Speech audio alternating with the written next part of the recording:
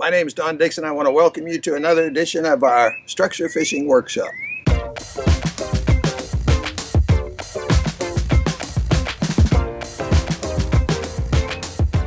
Before I get started today, I want to give you a panoramic view of what a good weather condition looks like, because that's what we have this morning. Now that's what we call a good weather condition. Not only do I have a low lake condition, but as you can see the water, I have no wind. Okay, so let's get back to what we've been studying over the last couple of weeks. We've been talking about the effects of weather and water conditions on the movement and migration of fish. We started with talking about our overall guide in interpreting either weather and water is light.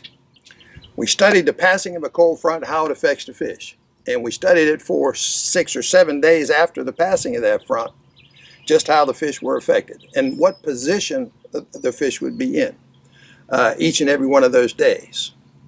We also concluded that discussion with the realization that we can't do one thing about controlling the weather. That's something that's done for us. We don't have a thing to do with it. We can't change it. We can't fix it.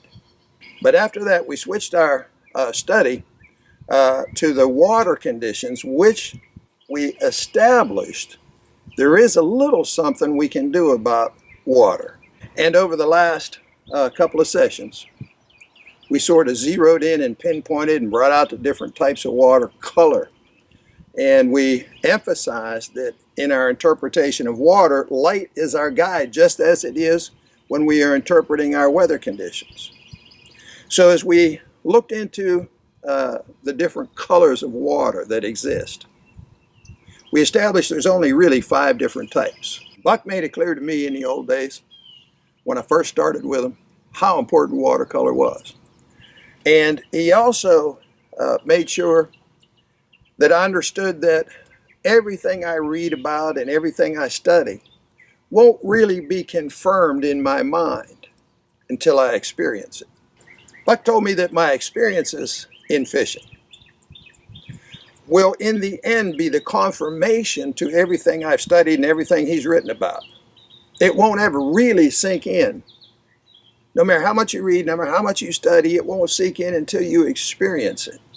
Well, I didn't really understand what he meant with all of that. But the longer I was with him and the more experience I got, I started understanding that. And so many things became more clear to me with my added experience. I can't even tell you, in every area of successful fishing.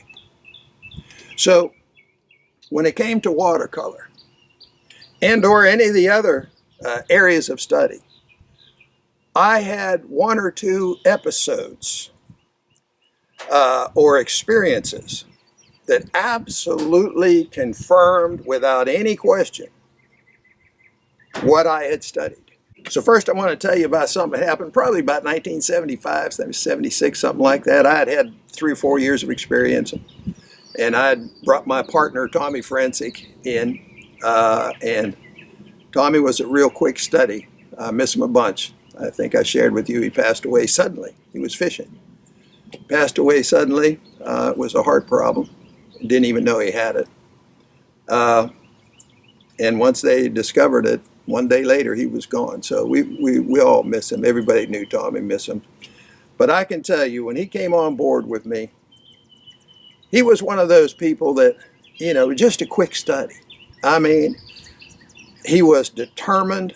He was motivated. He was a winner. He was going to win. He was going to beat those fish. He was going to be as good as he could possibly ever be, and he was going to do it as quickly as possible. That was him. And he really was a quick study, and next to no time at all. He was an expert fisherman. And over the next 10 years following that, there was no question he wanted the top fisherman in the country. Personally, I tell people he was in the top 3. But he was definitely one of the best fishermen probably one of the best fishermen that very few people knew about in the country. And there's no doubt about that. And the reason was he let me do all the talking in our partnership as we developed it over the years. I did all the lectures and taught all the schools, the verbal part of it all. But he was every bit as important to our success in the long run as I was. So make no mistake, Tommy was a great fisherman, and we miss him. However, I'm going to tell you this little story that involved Tommy and involved me. As I've shared with you before, we both went to the same high school in a suburb of Pittsburgh, Ambridge High School, for those of you who know about it. And when he came on board, we both still lived in Pittsburgh. But when my son, my oldest boy, had a little condition that was called the juvenile rheumatoid arthritis. When he was 5 years old, he developed that. And the doctors told us it was a mild version, but he would do better in a warmer environment, a warmer climate. So, like most fathers, you know, our kids are everything. So I packed up, and 2 weeks later, I was living in Florida. So it wasn't too long that Tommy moved his family to Florida, and we lived just 2 blocks apart down here in Florida. And over the course of our growing in our experience with Buck, I think it was about 1976, may have been 77, but we had a lot of experience at that time. But we were doing a promotion in Ohio, and we were promoting a lake called Berlin Reservoir, and we also did some work out in the Columbus area. Did a big lecture at Ohio State. It was a great lecture, bunch of people. So we were promoting that central and eastern Ohio, and we still both had a lot of family in Pittsburgh. So we did our week's work there in Ohio, and we decided we were going to go over and visit family in Pennsylvania over the weekend. Maybe go to church with them on Sunday and then head back to Florida. So that was the plan.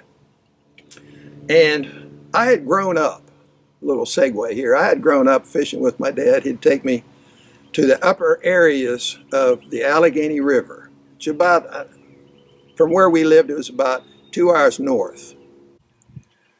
Now the headwaters of the Allegheny began right just south of the New York state line in Pennsylvania. And then the river sort of went a little cockeyed sideways a little bit, and it crossed over the line into New York and then turned southwest and headed straight southwest until it reaches downtown Pittsburgh. Now downtown Pittsburgh, there's an area they call the Point. And it's because we got the Allegheny River coming down here, and then on over here we have the Monongahela River, which comes down, and they meet right at the end of downtown Pittsburgh, a place where the Pittsburghers call the Point. And at that spot is where the Ohio River is formed. Those two rivers coming together form the Ohio. Now back in the early days when I was just a young boy, 5, 6, 7, 8, 10, the upper reaches of the Allegheny was clean and pure and had great populations of muskie, smallmouth, walleye, and some northern pike, but mainly it was a smallmouth, muskie, walleye river. And once a year, my dad would take a week's vacation, and we'd go up there as a family, rent a little cabin, and with that cabin came a rowboat. And we would row out into the river, and we weren't very sophisticated. We fished with live bait, hellgrammites, soft-shell crabs, you know, and occasionally we'd catch some smallmouth. And I was just so tickled. I mean, I fell in love with fishing. I fell in love with the Allegheny River. And then, fast forward, I'm 29 years old, a stockbroker in Pittsburgh, and all of a sudden I get together with Buck Perry, and you know the story, I've shared it with you. And 5 or 6 years later, I've had a lot of experience working with Buck, and we're promoting close to my home in Pittsburgh. Tommy told me one of his buddies was asking about Kinzua Reservoir. And I said, what the heck's Kinzua Reservoir? And he said, well, a few years ago, he said they dammed up the Allegheny River, the upper end of Allegheny River. They threw a dam in there, Kinzua Dam. And they created a reservoir. And he said, my buddy was asking me, because everybody knew we were in the fishing business at that point, and Tommy's buddy asked him if he had ever fished Kinzua Reservoir. Tommy said no. So when he's telling me about it, and with my past love affair with the Allegheny River, I got excited. I thought, man, we're here. We ought to go up and check it out. That'd be a fun little side trip, you know. Not promoting anything. We're just going to go fishing. Check it out. See what it's like. So he agreed. Let's do it. And we, of course, were towing 2 boats. We had 2 vehicles, 2 boats.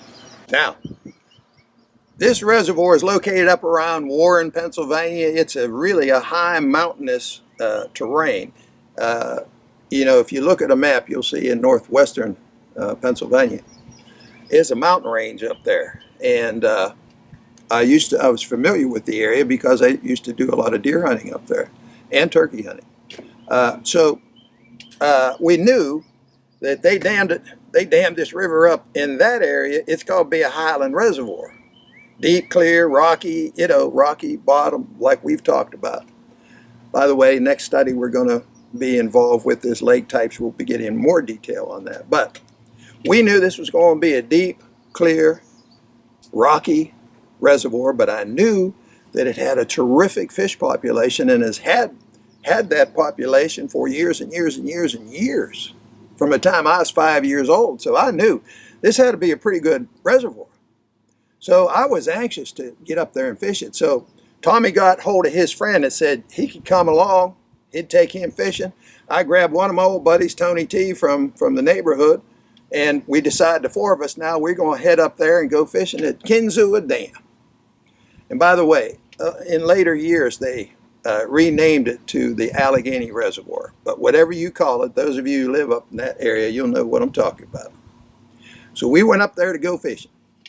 First tackle store we came to on the drive up, we stopped in there, and sure enough, they had a contour map of Allegheny Reservoir, Kinzua. So we bought 2 maps, one for each boat, because we knew that we probably would not be fishing together. Would be in separate areas, just checking the lake out like we normally would do. So we got a couple of maps and we headed up the line. Now that night, we got a little motel, slept over. We're positioned. We're ready to go to the lake. We're close. And we sat around and looked at the map, and it was a typical highland, what we call a highland number 1 reservoir. And we knew we were going to have some clear water, but we had wire line, and you know, we're already working pretty strong with wire, so we knew we could handle most anything. But I was just really anxious to get fishing in this spot because of my love affair with the river. But at any rate, Tommy circled a spot, an area on his map that was about, don't hold me to it, about 4 to 5 miles up from the dam. Figuring you might have a little bit of watercolor, but it was beautiful structure. It was a can't miss structure. But one of the problems is you get a little bit too cocky. Once you get good at fishing deep and you had the wire line and you get better at your deep water mapping and interpretation, you start feeling like you could just catch them anywhere. Doesn't matter, weather and water, but it does. So at any rate, we roll up there, and the first place we stop is right at the dam, and it's clear as a bell. I mean, boom, straight up and down, clear as a bell. So we start driving on the highway. We're driving up the reservoir. You don't launch the boat. And because this reservoir stretches a long way. It's probably 30 miles till you get to the New York line. So we get up there about that 5-mile area where Tommy had circled some stuff. And there was a feeder cut. There's many feeder cuts along the way. And we went down that feeder cut. There was a boat ramp. And the water was still clear. Pretty clear, pretty stinking clear. Too clear for my blood, you know. And too clear for Tommy's blood, too. But he so loved that structure. He said, I'll deal with it. But we're going to put in here. And he said, there's plenty of stuff to work here that the 2 of us could fish. I said, you go ahead and fish here. I'm going to keep traveling up the reservoir a bit, see if I can't find a little better color, which he understood. And so we agreed to all of that. And I said, if you don't see me in the next hour or 2, that means we're fishing somewhere else, and we'll just come back and meet up with you around 7 o'clock or so.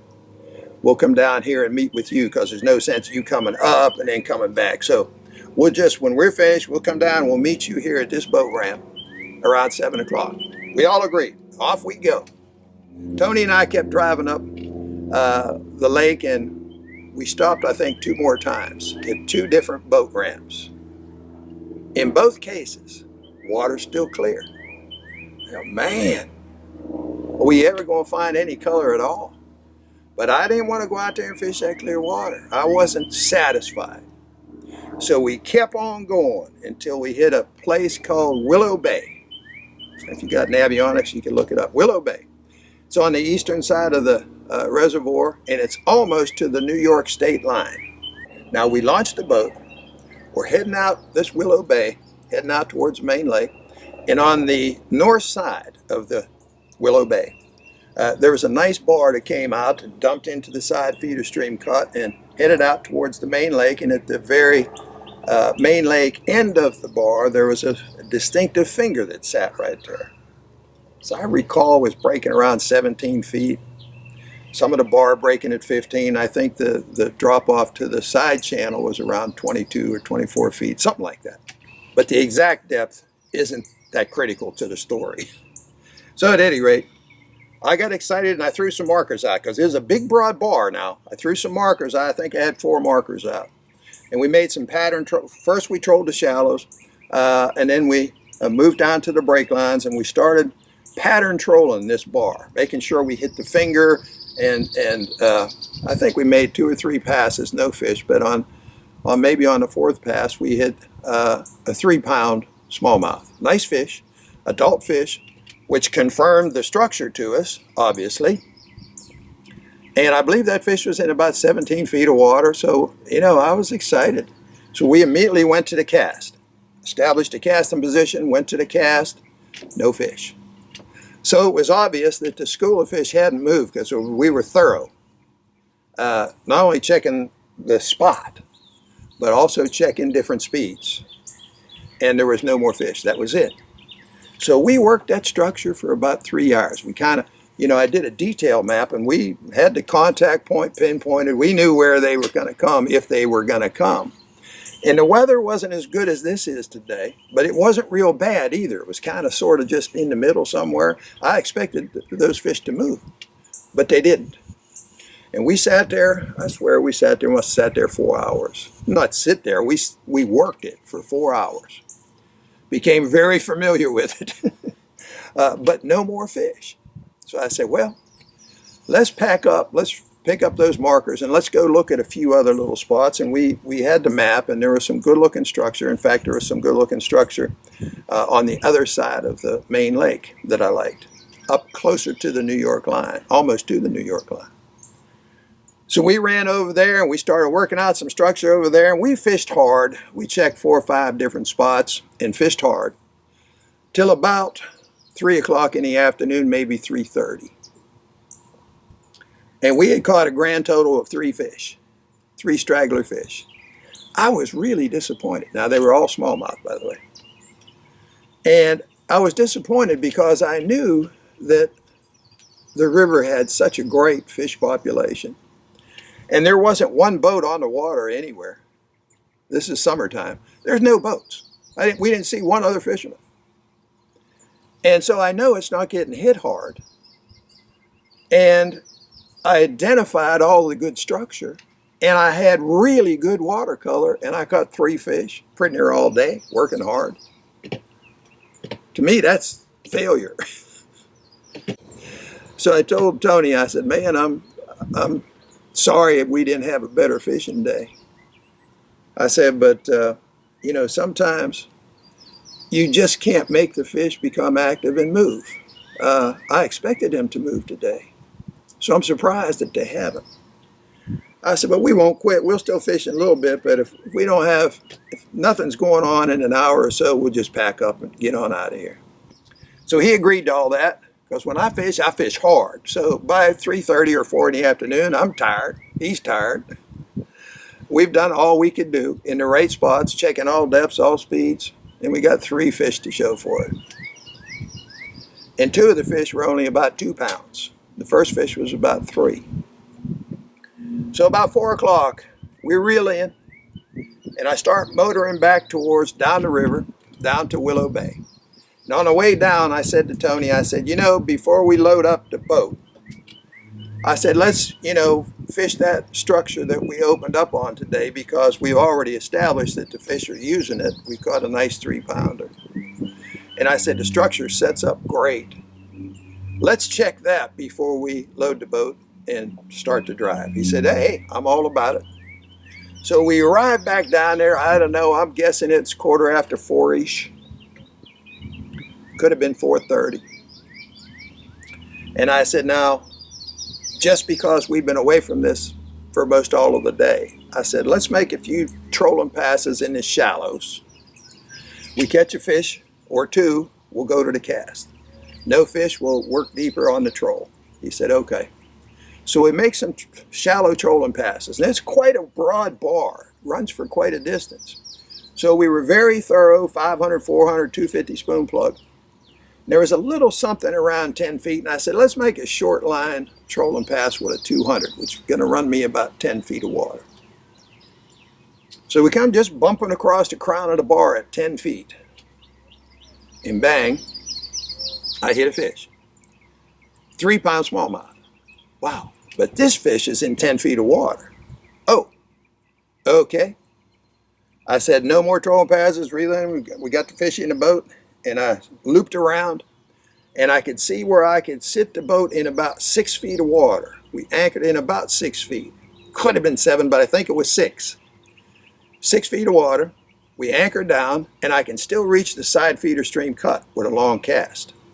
So I told Tony, I said, you gotta make a long cast, buddy.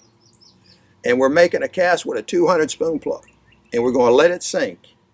I gave him a real quick lesson on how to cast them and fish a spoon plug, that #1 crankbait in the world. Sink it to the bottom, and give it a little jerk and start cranking. It'll stay on the bottom all the way back to the boat, because we have a great casting position, 6 feet. And I can still throw the lure into 35 feet of water from 6 feet. We come up over that brake line, up over the drop off, up over the crown of that bar, bang, bang. We both had a fish, a double.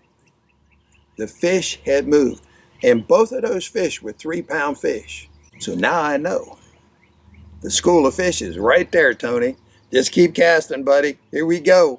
And, we couldn't get it out there quick enough, and you have to wait a few seconds to sink it all the way to the bottom and crank. Bang, bang. Another double. The whole school of smallmouth bass moved up on the crown of that bar. And we're sitting in a casting position, sitting at 6 feet. You can't draw it up any better than that. Can't draw it up any better than that. We were in them big time. And those fish stayed like that for about 40 minutes. We slaughtered them. I think we caught 22, 24 fish, maybe 25 fish. And kept a 2-man limit. And every fish, just about every fish, was 3 to 3.5 pounds. I think there was maybe 2 or 3 fish that were at the 4 pound, but most of them 3.5 pound. Beautiful adult smallmouth bass. And in 40 minutes, we just knocked their socks off. And Tony was like tee-heeing and, going nuts. Now, it's sort of a natural thing for me. I expect it. But because it had been such a tough day, and we had no inkling whatsoever that those fish were going to take off, there was no major light change or anything that I could recognize that happened, except all of a sudden there they were, and they stayed for like 40 minutes. But we had a ball. After all the action ended, we loaded up, headed down to meet Tommy and his partner. And I was really anxious to see, because I knew he had circled some areas that really looked beautiful. I mean, great looking structure. But still he had to contend with the clear water. But then again, the fish moved. Let me insert this right here before I tell you the end of the story. Like us on Facebook if you would. Follow us on Instagram, and be sure to subscribe if you haven't done it. We appreciate you. We appreciate each and every one. And we'll see you the next time.